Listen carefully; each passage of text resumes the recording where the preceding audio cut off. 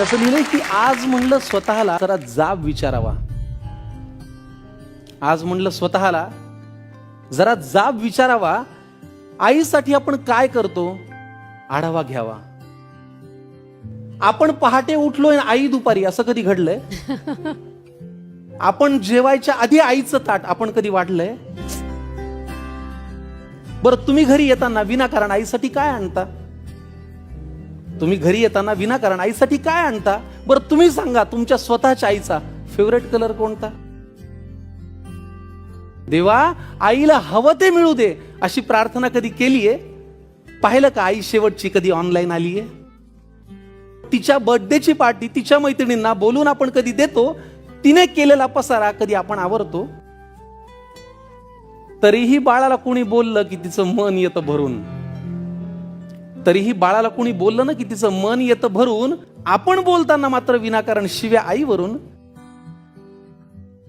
अहो, लक्षात ठेवून बाळासाठी ती सतत हात पसरते.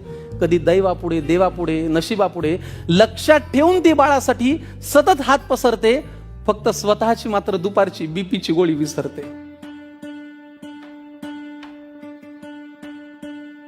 आईची आईहून बाळांनो कधीतरी वागा ना. आईची आईहून बाळांनो कधीतरी वागा ना. तिचा खडबड हातात घेऊन एकदा बघा ना.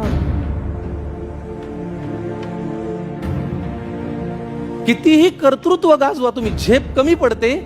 आईनी कडेवर घेतल्यावरच आपली उंची वाढते.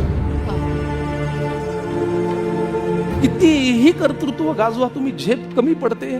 आईनी कडेवर घेतल्यावर आपली उंची वाढते. उगाच कशाला त्या अध्यात्म आणि श्रद्धेच्या गप्पा हाणता? आईच्या पोटी जन्माला येताना देव कुठे म्हणता?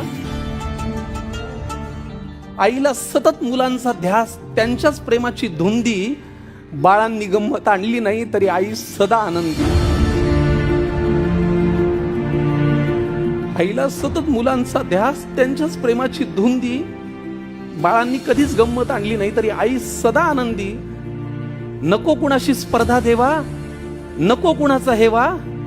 जग जिंकायचं ना मित्रांनो तर आईच्या पायावर डोकं ठेवा. जग जिंकायचं असेल मित्रांनो, आईच्या पायावर डोकं ठेवा.